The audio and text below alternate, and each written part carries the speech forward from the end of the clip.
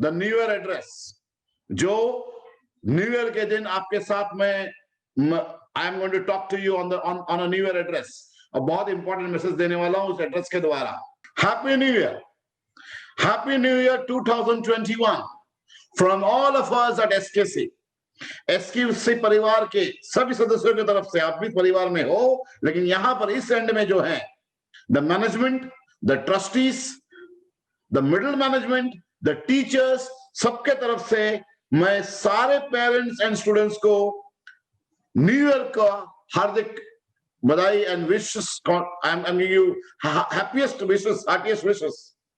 May health, wealth, happiness, prosperity and the best that life has to offer आपको 2021 में मिले। 2020 जैसे भी आपका गया हो, 2021 में आपका हेल्थ, वेल्थ सब मिले। That is what I pray for all of you.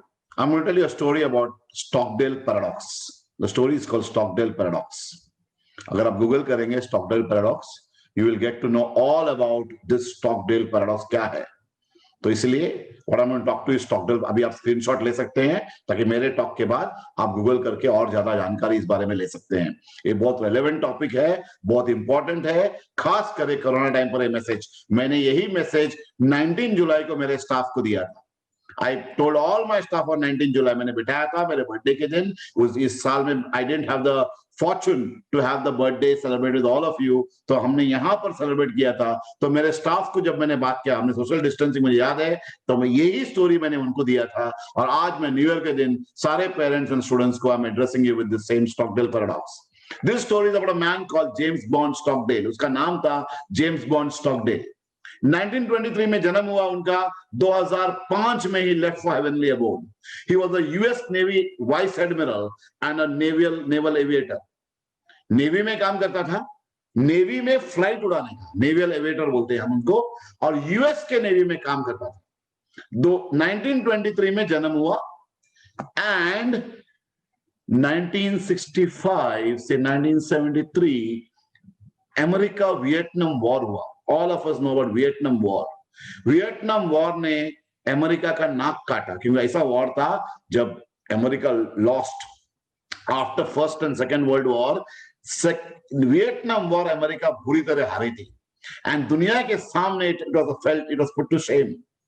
और उस वॉर में this person called James Bond Stockdale, Vietnam में उसको प्रिजनर ऑफ वॉर बनाया गया।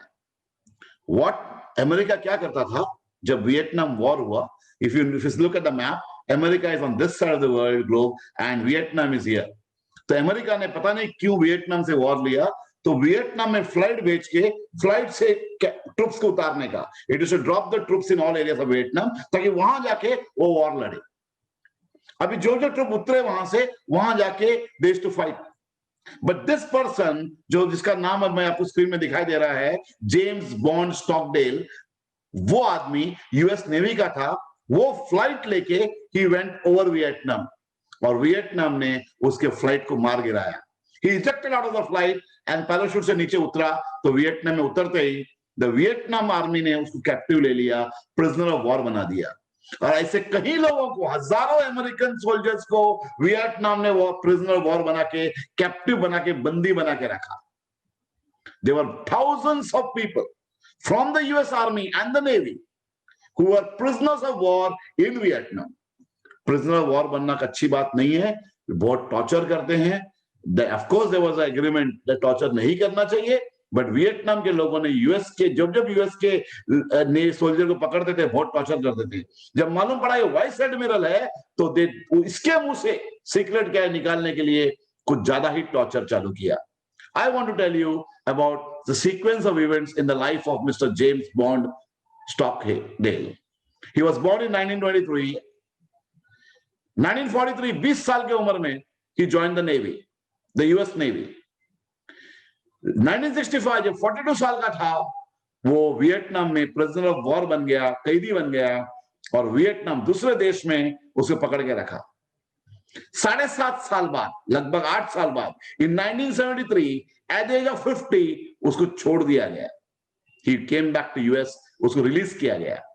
1979 में वो नेवी छोड़ दिया उसने 56 एज पर, not retired, he joined politics, he contested the US vice president's election and he died at the age of 81 in the year 2005. मैंने इवेंट इसलिए डाला हिस्ट्री की तरह, ये person is a very very, अगर इसके बारे में आप अभी सुनोगे जो मैं बोलने वाला 10 मिनट में, आपका लाइफ का सारा प्रॉब्लम खत्म हो जाएगा. Let me come back to tell you about this man. ये आदमी कॉल्ड स्टॉकडेल, जिसको स्टॉकडेल पैराडॉक्स, इसके बारे में कुछ बताना चाहता हूं मैं आपको. जब इसको प्रिजनर ऑफ वॉर बनाया गया, 7.5 साल उसको अंदर रखा गया वियतनाम में. उसको प्यार से नहीं रखा, टॉर्चर करते गए. 7.5 साल बाद वो रिलीज जब हुआ, वो अपने पैर में चल के नहीं आया. ही हैड टू टेक बैसाखी एंड व्हील चेयर में उसको भेजा गया. जब व्हील चेयर में भेजा तो अमेरिकन लोगों को एड्रेस किया. हजारों लोग थे प्रिजनर ऑफ वॉर, बहुत लोग यानी 99% लोग मर गए, कुछ ही लोग बचे. उसमें से एक था स्टॉकडेल. उसको रिलीज जब किया और अमेरिका में जब वापस आया वो, तो अमेरिका में उसने लोगों को एड्रेस किया. तो लोगों को उसने जो स्पीच दिया, अगर मैं अभी बोलूंगा आज आपको खाना नहीं खाएंगे. It is there on the YouTube.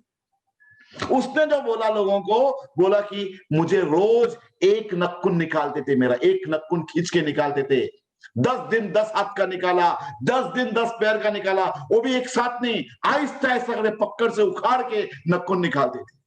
मेरा बाल खींचते थे, 4 बाल खींचते थे. कभी कभी मेरे बाल से मुझे लटकाया गया था.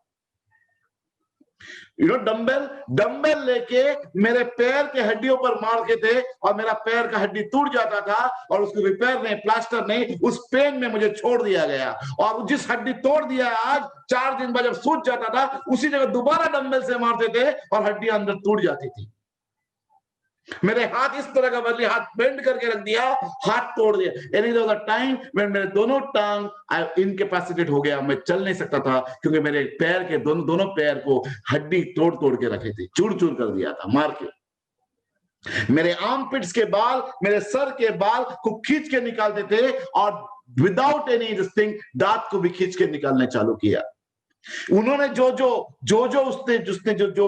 उसने एविडेंस दिया, वो सुनकर एकदम लगता है कि ऐसा जीना तो क्या जीना. और स्टॉकडेल ने बताया ये चीज सिर्फ मेरे साथ नहीं हुआ, सारे यूएस के सोल्जर्स के साथ हुआ जो आज दुनिया में नहीं है. और उसने आधा घंटा उसका टॉर्चर के बारे में, he give a testimony what happened to him in Vietnam. और सुन के रोंगटे खड़े हो जाते हैं, सुनते लगता है कि how can somebody do this. एक ह्यूमन बीइंग दूसरे ह्यूमन बीइंग को कैसा कर सकता है. बहुत सारे बच्चे यहां पर हैं, इसीलिए मैं मेरा वायलेंस वाली बातें लिमिटेड रख रहा हूं. अगर मैं अभी बताऊंगा, आप कोई भी आदमी आज खाना नहीं खाएगा, स्टॉकडेल आपको रात को नजर आएगा. इतना उसको टॉर्चर किया गया. जब उसका स्पीच खत्म हुआ तो उसका इंटरव्यू में लोगों ने सवाल पूछा, जैसे आज मेरे टॉक के बाद मैं सवाल पूछने आपको दूंगा, तो सवाल पूछा, उसको बोला mister Stockdale, mister James Stockdale, आपके साथ हजारों कैदियों को, सोल्जर्स को अंदर लेके गए और सब लोग मर गए, कोई 1 साल में, कोई 2 साल में, कोई 3 साल में. 7.5 साल इतने एक्सट्रीम टॉर्चर के बाद भी आप जिंदा कैसे बचे. आपकी हड्डियां टूट गई, नखून निकाला गया, दांत निकाला गया, आंखों का बाल खींचा गया, बाल खींचा, फिर भी आप जिंदा कैसे रहे. हाउ डिड यू लिव, जबकि बाकी सारे लोग मर गए. What is the secret.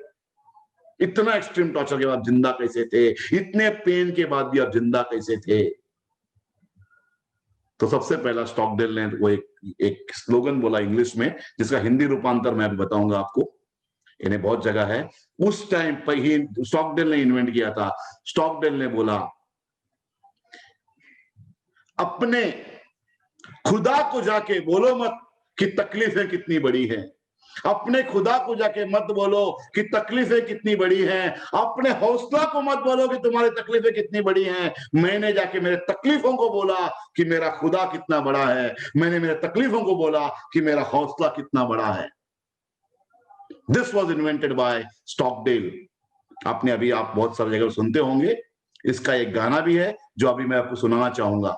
All of us will listen to this song. 2 ही लाइन सुनाऊंगा मैं, एंड आपको अच्छा लगे. हिंदी फिल्म का गाना है और अच्छा लगेगा आपको सुन के. ये मत कहो खुदा से मेरी मुश्किलें बड़ी हैं, ये मुश्किलों से कह दो मेरा खुदा बड़ा है, मेरा खुदा बड़ा है, मेरा खुदा बड़ा है। I'll repeat it once more for all of you.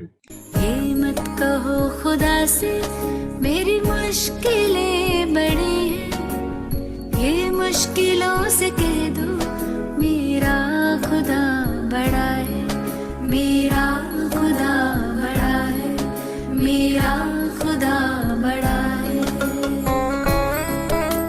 So this was the song that I wanted all of you to hear. आपने सुना है, पॉपुलरली सुना है। ये गाना को सबसे पहला the wordings were invented by James Stockdale. अभी जब बोला ये स्लोगन से क्या हुआ, I am explaining to you कि मेरा मतलब क्या है, let me explain to you बोल के उसने यूएस के लोगों को, बड़े लोगों को, उसके टूटे हुए टांग से लेकर बैठा था वो व्हील चेयर में, हड्डियां टूटी थी, 7.5 साल का ग्रेव एक्सट्रीम टॉर्चर सहन करने के बाद उसने ये बताया, क्या बताया अभी मैं आपको बता रहा हूं। उसने बोला बाकी जो लोग थे ये they were all optimist, positive minded थे इसलिए मर गए। They had false optimism. अभी आप बोलोगे सर पॉजिटिव माइंडेड होना में गलती क्या है? स्टॉकडेल ने पहली बार दुनिया को बताया कि ऑप्टिमिस्ट होना भी प्रॉब्लम में डाल सकता है, फॉल्स ऑप्टिमिज्म। उन्होंने बोला कि वो इसलिए मरे कि वो सब जन पॉजिटिव माइंडेड थे, ऑप्टिमिस्ट थे। पूरी दुनिया शॉक हो गई कि स्टॉकडेल ऐसा कैसे बोल सकता है। हमने हमेशा सुना है अपने टीचरों से, अपने एल्डर्स से कि बी पॉजिटिव माइंडेड। पहली बार किसी ने दुनिया के सामने आके बोला कि हजारों सैनिक इसलिए मरे क्योंकि ऑप्टिमिस्ट थे, क्योंकि वो पॉजिटिव माइंडेड थे। नाउ द प्रॉब्लम इज, क्या पॉजिटिव माइंडेड होना गलत है? तो लोगों ने उसको पूछा यही बात, क्या ऑप्टिमिस्ट होना गलत है, क्या पॉजिटिव माइंडेड होना गलत है? आप कौन है, क्या पॉजिटिव माइंडेड नहीं है? उसने बोला जी नहीं, मैं पॉजिटिव माइंडेड नहीं हूं, मेरे में बिलीफ था, फेथ था। होप डेंजरस है। बोला क्या मतलब है, जरा समझाओ हमको। उसको पूछा गया क्या मतलब है, हमको समझाओ। तो ये समझाने के लिए दिस स्टोरी, उसने बोला कि जो भी लोग कैदी थे, टॉर्चर के बारे में प्रॉब्लम नहीं था हमको, हम सोल्जर्स हैं, हमारा हाथ टूटना, नखून जाना, हमको टॉर्चर सहना आता है, हम सबको आता है, मुझे भी आता है, नेवी के सारे लोग, आर्मी के सारे लोगों को आता है। यानी torture is not our problem. Our problem is उन लोगों को एक होप था, एक फेथ था कि आने वाले क्रिसमस को छोड़ देंगे। इंडिया में कैसा होता है, इंडिपेंडेंस जो कैदी छोड़ते हैं, अब वॉर खत्म हो गया, क्रिसमस के दिन कैदियों को छोड़ देंगे, ये होप था। क्रिसमस आता, क्रिसमस चले जाता, तो उनको लगता अब न्यू ईयर को छोड़ देंगे, न्यू ईयर चला गया। उनको लगता अब ईस्टर आएगा, ईस्टर को छोड़ देंगे, क्योंकि अमेरिका में पैटर्न था, वहां पर कैदियों को ईस्टर में, क्रिसमस में, त्योहार के दिन छोड़ देते थे। तो इन लोग अमेरिकन कैदियों को लगा कि आने वाले क्रिसमस को मुझे छोड़ देंगे, नहीं छोड़ा वियतनाम ने, आने वाले ईस्टर को छोड़ देंगे, तो होप था, पूरे ऐसे तैयारी में थे, अब छोड़ देंगे, अब टॉर्चर बंद हो गया। लेकिन फिर नहीं छोड़ते, फिर टॉर्चर करते थे वो लोग। एक क्रिसमस आया, सेकंड क्रिसमस गया, तीसरा क्रिसमस आया, आहिस्ता आहिस्ता अंदर तोड़े तोड़े मरने लगे। बोला टॉर्चर से वो लोग नहीं मरे, वो लोग नहीं इसलिए मरे क्योंकि वो लोग का होप टूट गया, उनका होप टूट गया। होप था कि मुझे छोड़ा जाएगा, इसलिए आहिस्ता आहिस्ता मरते गए। बोला आपको होप नहीं था? नहीं, मुझे होप नहीं था, मुझे सिर्फ भरोसा था, बिलीफ था, फेथ था कि चाहे मैं 2 साल अंदर रहूं, 6 साल रहूं, 10 साल रहूं, 20 साल रहूं, चाहे मेरा नक्कुन 20 साल रोज निकाले, बाल निकाले, टॉर्चर कितना भी करे, मुझे भरोसा था कि यहां से मैं जिंदा निकलूंगा, मैं यहां से जिंदा निकलूंगा। I will go come out alive. तकलीफ से बाहर मैं मेरे देश में जिंदा निकलूंगा, तकलीफ खत्म करके निकलूंगा, ये भरोसा मुझ में था। हाँ, यही कहानी है। मैंने मेरे स्टाफ को 19 जुलाई को बताया था। 19 जुलाई को पता नहीं था हमको कितना टाइम कोरोना चलेगा, तकलीफें बहुत थी, सैलरीज देने के लिए प्रॉब्लम था, लोगों को स्कूल पहुंचने के लिए तकलीफ था। वी हैड प्रॉब्लम, हमारे पार्टनर एक्सपायर हो चुके थे, बच्चे स्कूल में नहीं आ रहे थे, कुछ अंधेरा था। तो स्टाफ को मैंने ये स्टोरी बता के बताया कि चाहे कोरोना 1 महीना चले, 2 महीना चले, 6 महीना चले, गारंटी है 2 साल चले, हम इससे बाहर निकलेंगे और अच्छी तरह निकलेंगे, ये भरोसा लेके निकलो।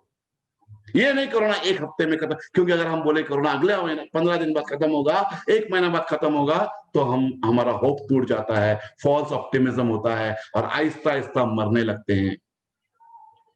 आज मैं सारे पेरेंट्स को न्यू ईयर के दिन सारे बच्चों को ये बता रहा हूं, all of you, I invite you to come and get the belief of Stockdale. Stockdale के भरोसे पर आप बिलीफ पर आ जाइए। स्टॉकडेल ने बताया हुआ, उसका तकलीफ तो बहुत ज्यादा था, हमारी तकलीफ तो बहुत छोटा है उसके सामने।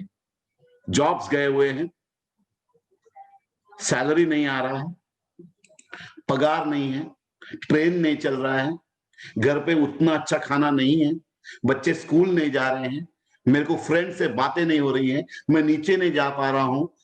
सब तकलीफें स्टॉकडेल के तकलीफ के सामने बहुत छोटा है। उस टाइम पर तकलीफों को जाके बोलो कि आपका खुदा बड़ा है। टेल योर तकलीफ, मेरा फेथ बड़ा है। मेरा फेथ ये बोलता है चाहे कोरोना 2 साल आए, 6 साल आए, लेकिन इससे मैं बाहर निकलूंगा। और ये सब मेरे स्टाफ ने taken a resolution, they had a faith कि चाहे कितना भी टाइम चले, हम एजुकेशन चालू रखेंगे, हम इससे बाहर आएंगे, we will come out victorious. ऐसा मैं आप सबको आज इनवाइट करता हूं, let's all take in the Stockdale kind of belief and faith and tell our problems, however long is you are going to last, I will come out emerges। चाहे ये चीज 1 महीने बाद फिर लॉकडाउन हुए, नो प्रॉब्लम, चाहे England का नया स्ट्रेन आ जाए, नो प्रॉब्लम, चाहे लॉकडाउन दोबारा आए, नो प्रॉब्लम, लेकिन हम एसकेसीएन लोग टफ लोग हैं, हम निकलेंगे इससे बाहर। Tough times don't last, tough people do. Tough times don't last, tough people do, and we all SKCians are tough people। I've been interviewing lot of parents, मैं बात कर रहा था 1-to-1, they are so very happy कि मेरे बच्चा को lockdown का असर नहीं पड़ा। सर, आपने इतना एंगेज रखा उनको, अभी एग्जाम तक हो रहा है, बाजू वाले बच्चे को मैं पूछ रहा हूं, उन्होंने 1:4 सिर्फ एमसीक्यू का एग्जाम हुआ है। हमारे बच्चों को रिटर्न पेन पेपर एग्जाम हो रहा है, ये पहला है। मेरे पूरे बिल्डिंग में पूछा, किसी स्कूल ने नहीं किया, हमने किया है। मेरे बच्चे 2 घंटा नहीं, सारा दिन एंगेज होते हैं पढ़ाई में। मैं तो अभी देख रहा पहले से ज्यादा पढ़ाई कर रहे हैं। ऐसे टेस्टिमनीज मुझे मिला है, तो बहुत ही मैं खुश हुआ कि यस, जो मैंने मेरे स्टाफ को उस टाइम पर जुलाई 19 को बोला था, चाहे कितना भी लॉकडाउन चले, हम एजुकेशन चालू रखेंगे, उस दिन हमने जो रिजॉल्व लिया था, और 15 अगस्त को मैंने आपको जो भाषण देके मैंने स्कूल चालू किया था। वी आर सो हैप्पी कि आप इस मुकाम में खड़े हैं कि आज हम आपको सबसे बड़ा अनाउंसमेंट करने जा रहे हैं। एसकेसी प्रणाम।